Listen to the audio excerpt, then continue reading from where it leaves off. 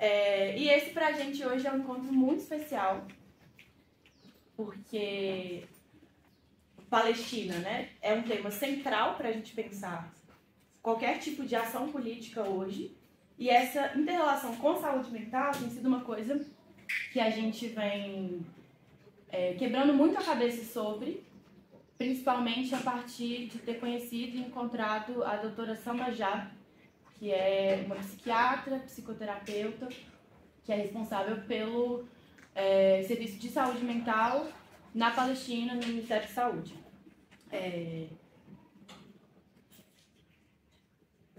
A gente está aqui hoje também com o Urani, que é um palestino, companheiro da Sofia, que também faz psicologia. Então a gente vai ter esse esquema aí da tradução. E qualquer coisa vocês me avisem se for muito rápido. Tá bom. Então, vou começar contando um pouco a história mesmo, assim, de como a gente chega ao que a gente vai trazer aqui hoje de elaborações, assim. A primeira vez que eu ouvi falar sobre a Samar foi através de uma entrevista que o Juan, que é o mesmo camarada que eu comentei no último encontro, que editou o livro do Vygotsky, ele entrevistou ela para o Ideias de Esquerda, e é uma entrevista que para mim foi muito marcante, porque ela falava de qual era... como pensar a intervenção da psicologia num contexto de genocídio na Palestina. E aí era muito forte ela falando que, beleza, a gente pode pensar, assim, o desenvolvimento de intervenções terapêuticas a um nível coletivo, mas agora o que é mais terapêutico é o cessar-fogo. Não tem nada para além disso que possa ser pensado. E isso conectado à solidariedade internacional, que ela também coloca como um elemento que é terapêutico para os palestinos, na medida em que os países imperialistas, as burguesias internacionais, a mídia burguesa, desumaniza eles ao contarem a história pela versão de Israel. Então, assim que eu fico sabendo da essência dela, dessas elaborações, e aí ela veio para o Brasil, para o Congresso de Psicologia e Imigração que teve, participou de várias atividades do Comitê Mineiro de Solidariedade Palestina. Enfim, e aí a gente pôde conhecer ela, trocar mais ideia, e a Rima, que é uma psicóloga brasileira, compilou textos da Samar, que ela foi produzindo ao longo do ano, que resultaram nesse livro, chama-se O Mudo em Tempos de Genocídio, e é um livro, eu diria isso, de poucos livros, assim, mas que eu considero bibliografia obrigatória mesmo para a gente da psicologia. E os fundamentos disso vão estar nessa apresentação, que a gente vai tentar fazer de uma forma que sobre tempo para a gente trocar ideia depois. Eu vou tentar passar rapidinho pelas origens da ocupação de Israel na Palestina, porque esse fundamento histórico é muito importante para a gente entender o que está acontecendo hoje. Então, o Estado de Israel ele é criado em 1947 pela ONU. É um Estado que ele é constituído artificialmente e é embasado na limpeza étnica da população árabe, usando uma falsa justificativa como se aquilo ali fosse uma questão religiosa. Quando não ele está a serviço de perpetuar uma opressão brutal, que vem aí já há mais de 70 anos, e ao longo dos anos arrancando, em guerras sucessivas, partes do território mesmo da que resulta em duas faixas estreitas e que na definição que a gente tem hoje da faixa de Gaza como uma prisão a céu aberto. Então, o que se coloca é a atuação de um enclave imperialista naquele território, e esse evento, né, essa implantação, ela é definida pelos palestinos como o Nakba, que significa catástrofe, que é o evento que remete à expulsão dos palestinos da sua terra, em 1948, quando 711 mil árabes, de acordo com os números oficiais, saíram em exílio. Então, nisso, famílias foram separadas, pessoas foram lançadas à miséria, tem inclusive uma simbologia que é muito forte, de até hoje as famílias palestinas manterem a chave de suas casas, não existem mais, então essa simbologia das chaves, e esse dia também sendo memorado por todo mundo que vive na faixa de Gaza, na Cisjordânia, os que vivem em outros países não conseguem voltar para lá. Então, essa Nakba tem 76 anos, mas hoje a gente e os palestinos definem o que está acontecendo como uma nova Nakba. Desde 7 de outubro, né, já são mais de 180 mil palestinos mortos, o que seria 8% da população local. E aí, também não podemos partir de falar de saúde mental em Palestina sem pensar qual é o sentido político que está colocado para a gente hoje aqui. A gente está falando de solidariedade internacional, né? Então, enquanto brasileiros no Brasil. Porque, nesse momento que acontece esse massacre televisionado, o governo Lula-Alckmin mantém relações e transfere quantidades absurdas de dinheiro para os cofres israelenses, financiando diretamente a máquina de guerra que é Israel e o massacre do povo palestino. Então, o que aconteceu de mais recente foi a compra de 36 veículos blindados de combate através de uma empresa israelense e suas subsidiárias brasileiras. Então, que provavelmente vão receber quase 1 bilhão de recursos com o novo PAC do governo Lula. E aí a gente questiona, né? Porque tem um discurso de chamar de genocídio, mas a serviço de que está isso quando essas relações são mantidas, resultando num discurso que é vazio mesmo. E a gente sabe também como as armas que matam a população palestina são as armas que matam também a juventude negra aqui no Brasil. E pensar isso nesse sentido internacionalista mesmo, então, desde aí, assim. E aí, uma questão que é muito importante pra gente, aqui dentro da universidade, né, a gente tá, inclusive, todo mundo com essa blusinha da Intifada, que é uma chapa que a gente tá concorrendo na história, mas é isso, né, um centro acadêmico da história. Por que a gente vai pensar a questão palestina com centralidade aí? Qual que é o sentido disso? E acho que ajuda muito a gente olhar, por exemplo, para o que foi a experiência dos Estados Unidos, em que o movimento estudantil ocupou suas universidades, com acampamentos mesmo, assim, por dia, sofrendo uma repressão brutal das reitorias, do imperialismo, né, diretamente ali, falando que não sairiam dali se as relações que as universidades mantêm com Israel não fossem rompidas. O que levou, de fato, ao rompimento de algumas relações. E uma geração que entende que a saída não vai se dar por uma via institucional. Assim. Inclusive, ficou famoso, né, o termo Genocide Joe, em referência ao Biden, que é colocado nos Estados Unidos como se fosse o mal menor, assim, o que dá para ter de alternativa ao invés do Trump. E eles falando isso muito forte, tipo assim, a gente não vai votar em você, seu fudido. E aí agora, a mesma discussão segue com a Kamala Harris, né, que inclusive é muito emblemático para a gente ver como setores da esquerda do Brasil reivindicam que seja ela, uma mulher negra, a possibilidade de ser presidente dos Estados Unidos, né, quando é ela que vai continuar mandando financiamento, bomba e armamento para Israel. Então, para a gente pensar também nesse sentido que é extremamente vazio de uma representatividade restrita. E dessa saída estratégica desse conflito. Porque isso que eu estava falando, que aí, voltando, né, na coisa do centro acadêmico e tal, se coloca muitas vezes como se falar da Palestina, falar que apoia a Palestina, fosse uma questão moral, assim, tipo, falei, tá falado. Mas quando a gente tem que trazer esse tema, a gente tem que quebrar a cabeça sobre ele nesse sentido estratégico, assim. Tá. E aí vou entrar, então, agora nas elaborações da Samar, partindo dessa definição que eu coloquei um pouquinho, que ela parte de pensar, assim, as saídas para isso. Então, ela fala que a solução definitiva da saúde mental na Palestina não está nas mãos dos psiquiatras, dos psicólogos, que ela nomeia o que dá para fazer de um tratamento paliativo, porque o que é mais terapêutico é o cessar-fogo. E aí ela vai contar, nesse livro, como que a ocupação do território palestino aparece no consultório dela. E aí ela fala que isso se dá de 3 formas. Uma primeira forma, que é a forma direta, Ou seja, de pacientes que chegam atrasados com uma perna quebrada, pacientes que simplesmente não vão porque foram presos, porque estão sendo torturados, porque morreram. Então isso é a forma direta, assim, mais visível. Ela conta que também aparece de uma forma indireta, e aí ela dá um exemplo de um paciente que pede para ela: não escreva meu nome verdadeiro na sua ficha. Você é uma médica famosa e os israelenses com certeza se interessam pelos dados do seu computador.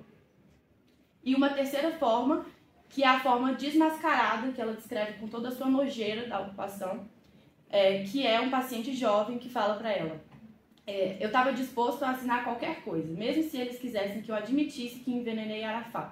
Eu só queria acabar com aquela tortura sem fim e com a dor excrucitante. Eu delirava por causa da privação de sono.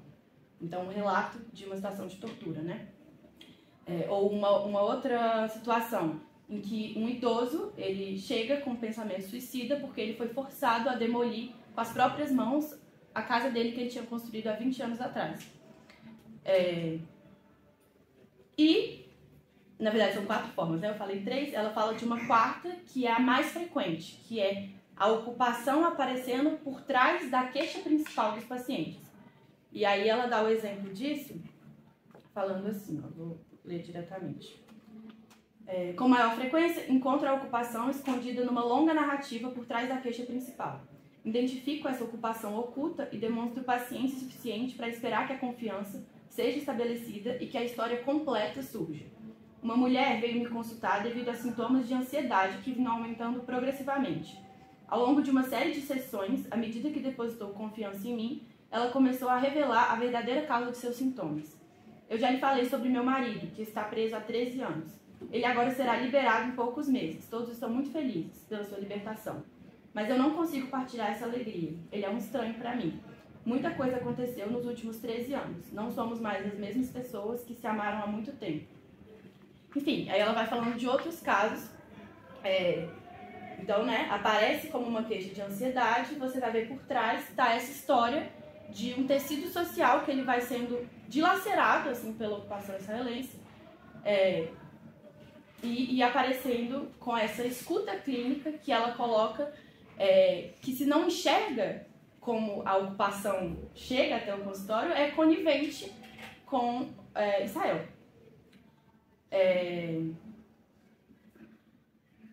E aí, uma definição também que é muito central. Como a violência e a tortura perpetrada por Israel, ela é pensada deliberadamente para minar a saúde mental e o tecido social dos palestinos.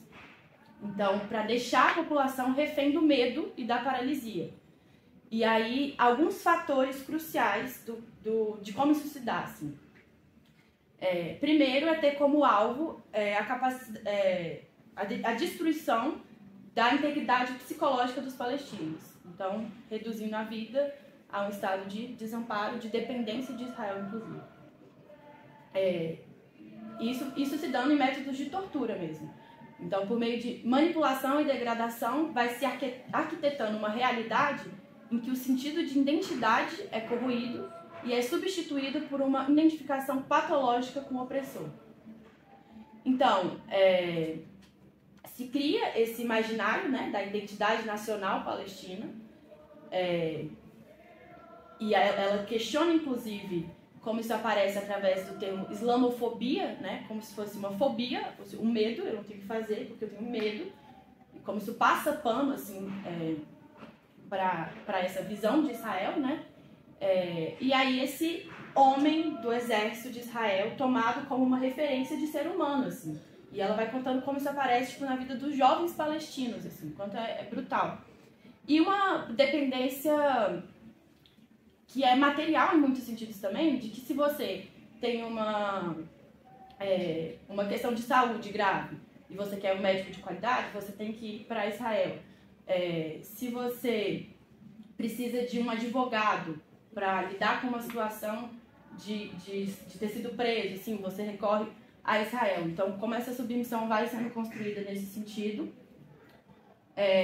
quando uma história, por exemplo, é descrita por um jornalista palestino, ela é muito menos validada se é descrita do que se é descrita por um jornalista israelense. Então, um mecanismo nesse sentido. Mais um ponto, como a percepção da realidade das vítimas ela vai sendo propositalmente distorcida, e, em decorrência disso, a capacidade deles de articularem um testemunho de tortura, por exemplo. Porque a tortura ela entra nesse sentido de afetar o que é de mais sagrado, assim, no sentido de importante, de central, para aquela constituição do eu. Assim. Então, as pessoas saem da tortura culpadas por terem passado aquilo, porque é uma tortura que vai se dando num sentido muito moral, assim, de deixar a pessoa num lugar de culpa mesmo. Envergonhada, sem confiar em mais ninguém, porque rola muita coisa mentirosa nesse sentido, de um vizinho que te denunciou, sua família te denunciou. Então, ela não confia em ninguém para contar, ela perde esse sentido de eu, assim, que é muito fragilizado por essa dimensão da culpa. E os processos psicológicos, a gente vai entrar depois mais nisso, mas são completamente deteriorados, assim, a memória de conseguir contar o que aconteceu, mas isso contando, né, tipo, a memória ela parte de um eu, assim, então se esse eu também é destruído, isso tudo vai sendo articulado. Já falei, né, dessa construção de um medo e de uma desconfiança generalizados e o sentimento de culpa, também já peguei. Então aí, né, já temos um exemplo de, por exemplo, essa desconfiança. Como isso poderia ser encarado se a gente chega com a psicologia hegemônica como um sintoma de psicose? Uma pessoa que está desconfiada o tempo todo, está o tempo todo achando que está sendo perseguida.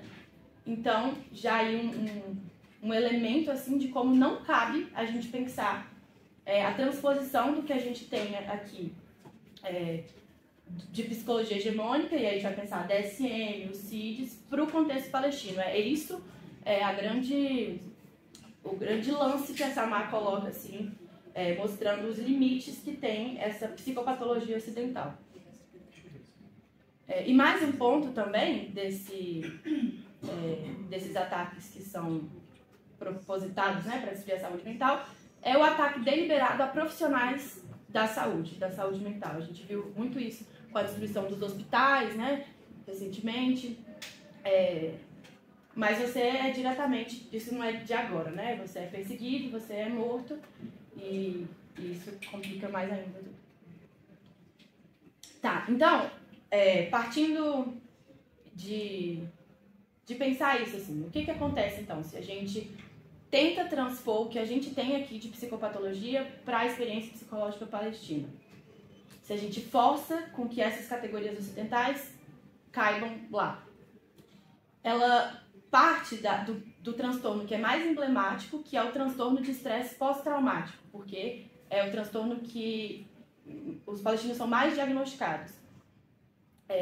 Ele surge no contexto pós-guerra do Vietnã, que os combatentes voltavam e apresentavam uma série de sintomas, que eu vou entrar aqui, e que são nomeados de transtorno de estresse pós-traumático. Então, a definição que o DSM dá o transtorno de estresse pós-traumático é um transtorno incapacitante que se desenvolve após a exposição a um evento traumático. É caracterizado por pensamentos intrusivos, pesadelos e flashbacks, esquiva de lembrança do trauma, cognições negativas e mau humor, hipervigilância e distúrbios do sono. O diagnóstico é baseado em critérios clínicos. O tratamento inclui psicoterapia e, às vezes, terapia farmacológica adjuvante. Então, essa é a definição oficial. E aí ela vai esmiuçar o porquê que isso não cabe. O primeiro, porque esse conceito de trauma não acomoda a experiência mais comum dos palestinos, que é uma humilhação, objetificação, um desamparo forçado e uma exposição diária a um estresse que é extremamente tóxico. Então, isso é a regra, assim, desse contexto. E não é algo que permanece só no indivíduo e que também não fica no passado como um evento que aconteceu. Ele é persistente e é coletivo nesse sentido que ela coloca de que destrói o tecido social. Então, o segundo ponto é esse: não existe pós-trauma, porque o perigo ele é constantemente iminente e não se limita a um evento catastrófico. O terceiro ponto é que, se a gente for pensar a sintomatologia a evitação, por exemplo, ou a hipervigilância, são reações razoáveis naquele contexto, que realmente a qualquer momento pode cair uma bomba, a qualquer momento eles podem ser presos ou torturados sem nenhum tipo de justificativa. Então, ela coloca, como você está hipervigilante, por exemplo, não é desadequado, assim. Então, concluindo, né, a partir disso, o trauma palestino é um trauma em massa, ele é deliberado e desvia a população do seu curso natural de desenvolvimento, deixando um legado de descontinuidades físicas, psicológicas, sociais, econômicas, que vão sendo transmitidas de geração em geração. E aí ela vai falar que ela vai resgatar expressões palestinas que, na contramão, né, dessa palavra trauma que a gente tem aqui, conseguem expressar melhor o que é essa experiência psicológica palestina. Então, traduzindo, existem expressões que são palavras mesmo, que significam: sinto que meu corpo está intoxicado, oprimido, exposto à injustiça, que meu desejo está quebrado. E aí entra um pouco o que a gente falou no primeiro encontro, em relação a esse contato com a realidade, que é mediado pela palavra. Né? A gente trocou um pouco sobre o que seria um contato indireto que a gente tem com a gente mesmo. Eu acho que isso simplifica bem, assim, porque é esse o tecido social, é a partir dessas palavras que vão sendo desenvolvidas a partir desse contexto, que eles se relacionam com essa experiência que a definição de transtorno de estresse pós-traumático ignora completamente esses aspectos coletivos dessa experiência. E aí ela vai contando, assim, e por isso eu indico tanto o livro, porque através de diversos casos, são relatos muito ricos, assim, como que as expressões palestinas do trauma vão evoluindo e trazendo respostas adaptativas, mas também um sofrimento psicológico significativo, como isso vai afetando os processos cognitivos, a personalidade, a identidade, a percepção que você tem de si, dos outros. E aí vou trazer uma reflexão a partir disso da psicologia histórico-cultural, que a gente também entrou no primeiro encontro, de como as nossas funções psicológicas, elas são divididas, né, no sentido mais elementar, que é o que? A gente nasce e a gente já apresenta isso, a atenção, a fala através do choro, a memória, tudo num sentido muito elementar, rudimentar, inato, que a gente compartilha com os outros animais, e como isso só vai se desenvolver para se tornarem funções intencionais e mediadas a partir da mediação cultural. Então, dando um exemplo disso, né? Se a gente for pensar a atenção, como que vai se desenvolver a atenção de uma criança palestina nesse contexto que pode cair uma bomba? Que tipo de atenção, que tipo de mediação ela vai ter ali para desenvolver uma atenção concentrada, voluntária, para que ela consiga sustentar isso minimamente, assim. E aí pensar, né, esse sentido de identidade também, quando existe essa subjugação de uma identidade nacional, assim. Inclusive, uma associação muito, ela coloca, tipo, a baratas, ratos, assim, a sujeira e tal. Enfim, a personalidade a partir disso tudo, assim. Ela dá um exemplo dos adolescentes palestinos, como que eles vão desenvolver controle inibitório. Esse controle inibitório tem a ver com uma expectativa futura, assim.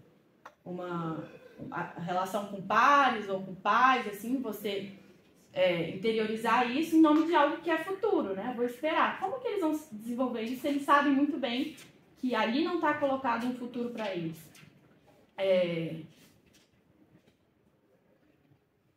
Enfim, e aí esse sentido de um trauma que ele é generalizado, um luto que ele é generalizado e que ele vai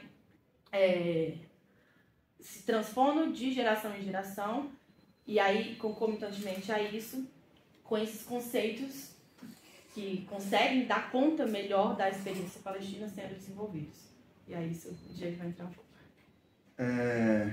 Não, nunca fiquei tão ansioso querendo fazer uma fala. Bom dia, eu sou o Diego e Hoje eu vim aqui falar um pouco, e eu espero não me alongar muito, para ficar até atento aqui ao horário, né? Quero entrar um pouco em tudo, conectando tudo isso que a Mafê falou com o que a Samar fala no livro, com também o que a PHC tem a falar, trazer isso, tentar trazer um pouco para o contexto brasileiro. Sim, e tudo isso que a gente está fazendo é um pouco inédito, né? Primeiro, porque o livro é muito recente.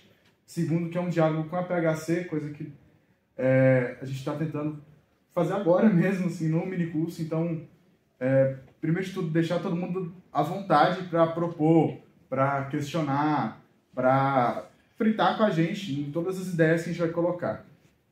Então, um ponto de partida que eu vejo, assim, a gente conseguir conectar o que a Samar coloca com o que a gente pode desenvolver a partir da PHC, é como que a gente desenvolve a nossa identidade, a personalidade, a partir de uma maneira coletiva.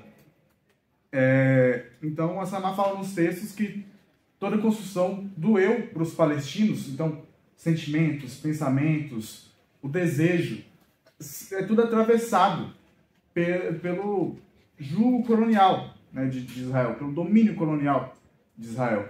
Então, eu acho que o Vygotsky, ele coloca, né, que primeiro a gente se vê no outro, e depois a gente internaliza. E pensar isso tipo assim, é brutal para a gente refletir o que os palestinos, como que os palestinos se veem a vida toda, né? Porque eles estão ali sendo desumanizados pelo regime desde que eles nasceram. Então, isso, como a Mafê falou, são essas analogias que tentam colocar os palestinos como pragas, tentam colocar como se fosse algo que devia ser erradicado, combatido, que você tem que ter medo, que você tem que é animal, enfim. Então, pensar o quanto que isso não é, assim, brutalizante, assim mesmo, que é algo pra gente, que no contexto que a gente vive, até mesmo pra mim, eu não consigo me imaginar, assim, como seria minha vida se eu tivesse crescido, assim, né? E hoje, assim, pensando na psicologia, eu acho que a gente olhar, tendo isso em mente, tendo que o Vygotsky já colocou para contribuir, a gente pode ver com outros olhos a situação da Palestina e pensar outras saídas. Pensar, porque a gente, indo para a psicologia atual, assim, mais hegemônica, e até mesmo que tenta ser contra-hegemônico, a gente vê duas principais saídas. A primeira, que é o que a Mafê falou, que é chegar lá com testes prontos, chegar lá com todo esse tratamento já pré-concebido. Então, a Samar coloca no livro, não sei se no livro, mas eu sei que na palestra dela, na Psicologia e Imigração, ela fala que já chegaram a fazer pesquisas lá, antes de setembro, que os pesquisadores chegaram a falar, nossa, 80% tem depressão, né? 80% da população palestina tem depressão. Pô, 80% da população palestina tem depressão, eu acho que é porque não está encaixando muito bem esse conceito, né? Então, ela também coloca como que não é que é um conceito desencaixado, mas que a partir disso, pensar, todos os palestinos têm transtorno de estresse pós-traumático, todos os palestinos estão com depressão. A saída lógica para isso vamos medicar. Porque é assim que a gente trata depressão hoje em dia, porque essa psicologia tenta tratar depressão, outros transtornos hoje em dia, medicando. Então, a Samar também coloca como que a ajuda humanitária que chega lá, muitas vezes, são remédios. Remédios para depressão, uma pessoa que está no contexto, igual eu falei, de ser desumanizada a vida toda. Então, a proposta da psicologia hegemônica para ele a gente vai te acalmar para você conseguir ser destratado, desumanizado a sua vida inteira, para você sem ficar triste. É basicamente isso. Assim, na letra fria é isso. E, bom, a segunda alternativa assim, que a gente vê muito presente, inclusive aqui no curso de psicologia, é o que a gente tem. A gente não tem muito contato também, mas é o que a gente mais provavelmente vai ter, que é a decolonialidade, que propõe muito de a gente estudar a psicologia por outros olhos, né, os olhos do sul global, pensar a psicologia por novas tradições, por novos pontos de vista, uma nova episteme. E que, pensando essa nova episteme, a gente vai chegar a um momento onde a gente tenha um arcabouço científico, um arcabouço intelectual suficiente para provar por A mais B que opressão é paia. Dice from paia, basicamente. Bom, aí tem uma questão que a gente tem até um texto na revista, né? Sobre os palestinos não podem esperar a virada epistemológica. Então, tipo assim, que a gente coloca que os palestinos estão morrendo hoje, tá ligado? Os palestinos estão passando por um processo intenso de desumanização há 70 anos. Isso contando o Estado de Israel, porque ele já era colonizado antes, já tinha o Império Britânico lá. Então é pensar como que a gente não é contra a gente tratar as pessoas que têm depressão, transtorno de estresse pós-traumático, enfim, não. Também não é contra você passar a ver por outros olhares a ciência, etc. Mas é enxergar que, pensando estrategicamente, nenhum dessas duas vias por si só conseguem chegar ao ponto final, que é os palestinos estão sofrendo isso porque estão sendo colonizados por Israel. Israel consegue colonizar porque tem todo um sistema que está permitindo isso, não só permitindo, que construiu para que fosse assim. Então Israel não surge do nada ali, tipo assim, quer dizer, surge do nada, mas não é tipo, vamos fundar Israel aqui, 3 gato pingados foram fundados. Não.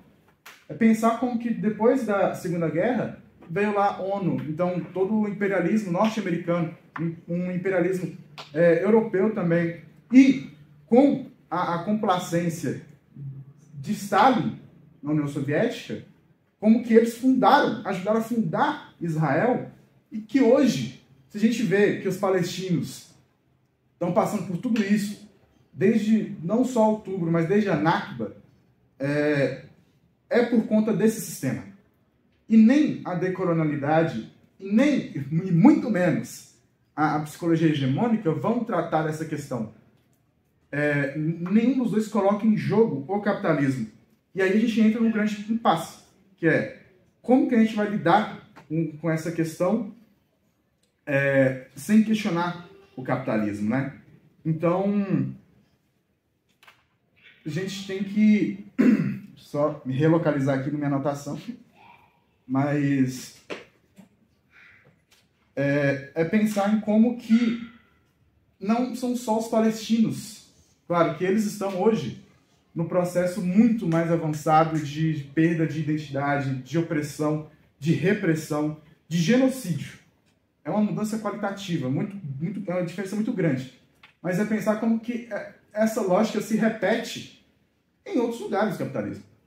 Se a gente for parar para pensar aqui, que eu falei dos palestinos, deles não terem direito ao próprio corpo, à própria cultura, às próprias terras, à própria produção e ser tem essa tentativa de um ser sem uma casca. Tentam fazer com que os palestinos sejam uma casca, que vai lá, trabalha, volta para casa e é isso. Isso já aconteceu antes. E aqui no Brasil durou 300 e sei lá quantos anos. Então, tipo, é pensar em quanto que o sistema capitalista que proporciona isso em diferentes níveis. Hoje aqui, no Brasil, a gente pensar o combate ao genocídio palestino também é pensar a sobrevivência da juventude negra. Porque vem de Israel tecnologias que são usadas diretamente nas favelas do Rio de Janeiro, de São Paulo, da Bahia e etc. Na verdade, a gente vai matar a população negra. Então, se a gente for pensar o que é o caveirão é um tanque de guerra que consegue andar em viela de favela. E ele veio diretamente de Israel. Ele veio, literalmente, Israel usava isso para matar palestinos e o Brasil foi lá e falou, é isso que a gente precisa para a favela. A UPP no Rio de Janeiro, que são basicamente pontos de chacina dentro de favela, veio direto de Israel. É uma lógica que foi importada de Israel. Então, Mano, é isso. Israel promove um colonialismo no século XXI se apoiando no capitalismo. Então, para a gente conseguir acabar com isso, para a gente conseguir pensar em saúde mental na Palestina, a gente não pode pensar nisso por fora de acabar com o sistema capitalista. Tá. Eu ia até falar sobre a Kamala Harris, né? Como que a Kamala Harris não é uma alternativa a isso, pensando nos Estados Unidos, porque ela é do Partido Democrata. O Partido Democrata é o partido mais antigo dos Estados Unidos. É um partido que defendeu a escravidão, tá ligado? É um partido que, se a gente for pensar, Biden, ele é Genocide Joe, não é nem por conta da Palestina. Isso foi ressuscitado. Porque ele já era o Genocide Joe antes de se tornar presidente. Assim, ele foi quem endureceu as normas de segurança dos Estados Unidos para matar a população negra. Então, isso lá no final do século passado. Então, tipo assim, a Kamala Harris ser vice desse cara, acho que diz muito sobre a política dela. E como que ela se intitula também como a melhor policial da Califórnia.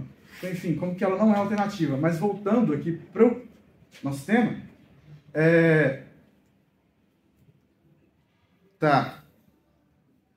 pensar em como que isso não acaba também no Brasil. Não é que isso é uma coincidência que aconteceu aqui no Brasil. Como que o Brasil também exportou essa violência. Porque é a lógica do sistema capitalista. Então vamos pensar no Haiti. O Haiti, a gente não está falando hoje em dia, mas também é uma população extremamente precarizada, uma população que, se os mesmos pesquisadores que foram lá na Palestina forem lá no Haiti, vão falar, pô, também tem gente com cacetada de gente com depressão, com transtorno de estresse pós-traumático. Por quê? Porque é um país que não é diretamente colonizado por outro, mas que os Estados Unidos, vira e mexe, estão lá metendo o dedo. Estão metendo golpe de Estado, estão metendo intervenção militar. Então, e o Haiti sofre isso desde que se tornou independente. Por quê? Porque ele veio de uma revolução negra e que o capitalismo não pode deixar que isso aconteça. Tá ligado? Então, quanto que o Haiti, a missão que o Brasil, missão humanitária que o Brasil levou para o Haiti, levou estupro, levou violência, levou morte para as mulheres haitianas, levou a marginalização para os haitianos. Então, e isso começou no governo Lula, lá em 2008, se não me engano, algo assim. E que está de novo colocado na mesa para esse governo de agora. Se ventila a possibilidade de fazer uma nova intervenção humanitária no Haiti. Então pensar o quanto que isso, assim, tem esses diálogos internacionais.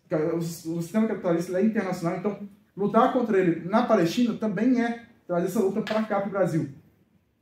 E repensar essa luta também para cá, para o Brasil. Assim como combater uma não intervenção no Haiti aqui no Brasil, você ganhar força para combater o colonialismo lá na Palestina. E já me encaminhando para o final, eu queria só colocar também aqui uma reflexão para a gente pensar uma psicologia e não só mas nesse movimento dialético, as pessoas oprimidas, mas não no sentido epistêmico da coisa, mas no sentido de luta, no sentido de que a gente leve à frente as reivindicações das populações até o final. Então, pensar que a psicologia foi e ainda é uma ferramenta muito poderosa para conter e individualizar essas revoltas, a gente tem que pensar uma nova sociedade, a gente tem que pensar também uma nova psicologia. E eu queria conectar isso muito com um conceito que a Samar coloca, que é o de Sumud. Sumud, ele dá nome ao livro, inclusive, por conta da sua importância. Eu vou ler o que a Samar coloca, porque eu não vou ser ousado nem arrogante a ponto de achar que eu vou definir Sumud melhor que ela. Então, vamos lá. Abre aspas para Samar. Portanto, Sumud não significa apenas a capacidade de sobreviver ou a habilidade de se restabelecer para lidar com estresse e adversidade. Sumud é a realização dessas coisas, além da disposição de manter um desafio inabalável à subjugação e a ocupação. Sumud não é uma característica inata ou uma consequência de um único evento na vida, mas um sistema de habilidades e hábitos que são aprendidos e podem ser desenvolvidos. Sumud cria as bases de um estilo de vida de resistência, agarrando-se à terra como uma oliveira profundamente enraizada, preservando a própria identidade, buscando autonomia e liberdade de ação, e preservando a narrativa palestina e a cultura diante da destruição.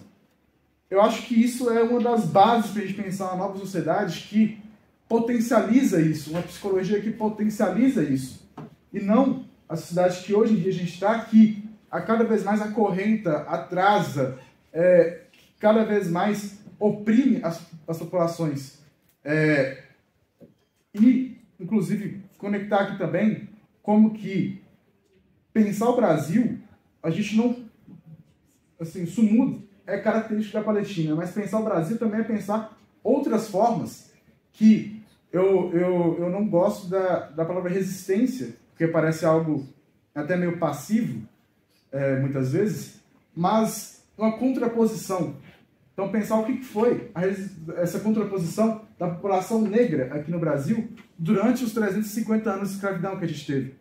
Então, pensar o que foi a experiência dos quilombos, o que foi a luta direta contra os escravistas, a luta direta, que muitas vezes colocava o negro numa posição realmente de combate, de se auto-organizar para se defender, para defender os negros em si. Enfim, pensar o que é para um negro fazer as tranças nos seus cabelos, pensar o que é para o negro os seus cantos, que tinham muito na época da escravidão, para falar sobre refúgios, para falar sobre lutas, o que é para o negro queimar as plantações dos senhores de escravo, o que era para o negro dançar capoeira, lutar capoeira, o que era para o negro, no fim, o que significava para o negro, o que significou, por exemplo, para o negro no Haiti decepar as cabeças daqueles que escravizaram e açoitaram eles durante séculos. Então é pensar que, óbvio, não são iguais, não é o Sumud e essa contraposição negra é a mesma coisa, não, mas pensar como que a gente não fica passivo frente ao capitalismo que nos destrói cada vez mais, é pensar como que essas maneiras de contraposição passam a existir, a tomar forma, e como que a gente tem que partir muito delas. Acho que elas são um dos nossos pontos de partida para pensar algo novo, pensar uma psicologia nova, pensar as nossas lutas assim no dia a dia, né? Então, igual a gente falou, o nome da chapa não é Intifada à toa, né? A gente quer trazer uma nova tradição que seja consequente com isso, que pense estrategicamente isso, né? Que conecte essas lutas. E, enfim, eu acho que é a partir disso que eu, pelo menos, penso uma nova psicologia, né, que se forja nessa luta de classes e que realmente vai no cerne contra qualquer exploração, para a gente poder abrir a possibilidade de a gente acabar com todas as opressões. E aí eu acho que o Lucas vai dar um... Deixa eu só falar um negócio. Que esse conceito de Sumud, a Samar pensa ele em oposição a um que é muito famoso aqui, que é o de resiliência. E cada vez mais apropriado pela psicologia liberal, né, de coaching e tudo, que é a ideia de que acontece alguma coisa na sua vida, mas você consegue rapidamente superar isso e voltar para o seu estado normal. E esse estado normal, que é inclusive o estado que você consegue produzir, assim, né? E aí ela diferencia o Sumud colocando no sentido de uma orientação para a prática, para a ação política. Então, tipo assim, se eles destroem nossas casas, a gente vai construir de novo. Mas isso conectado a essa posição política contra-colonial, assim. E aí, para depois passar para o Lucas e abrir, eu acho que o grande desafio para a gente agora é pensar, que a Palestina ela não é um evento que está acontecendo lá, uma exceção assim, do capitalismo, tipo, ali foi na verdade, o que a gente tem de mais emblemático para pensar o que é o sistema capitalista, assim. E a partir disso, essa produção que está sendo feita lá de saúde mental, da Samar, de outros profissionais, é como algo extremamente valioso para a gente pensar também o Brasil. Então, Faz sentido, por exemplo, a gente desenvolver o diagnóstico de ansiedade para uma juventude que a oportunidade mais hegemônica que tem sido oferecida assim é de carregar uma bag nas costas por 14 horas por dia numa bicicleta. Assim. Então, como isso tensiona os conceitos, não só lá na Palestina, mas aqui também, com tudo isso que o Diego trouxe, e acho que para a gente pensar assim, né, no nosso curso e a nossa atuação profissional, é essa pergunta que está colocando. Nem isso que eu ia comentar. Eu não tenho uma fala, assim, acho que já pode considerar aberto aí, o meu sendo o primeiro comentário. O que me marcou muito na palestra é justamente isso, assim, dela falando das ONGs que chegam lá, com um monte de formulário de sintomas para tentar categorizar, né, as doenças, os problemas de saúde mental de uma maneira neutrinha, né? Então, cai a bomba, você desvia aqui, opa, toma aqui, ó, o formulário para você preencher, né? Bem uma coisa assim. E aí chega nesses dados bizarros, tipo assim, 80% das pessoas têm depressão e tal. Isso mostra como, e ela enfatiza isso muito, né? Que essas categorias, que ela chama de ocidentais, né?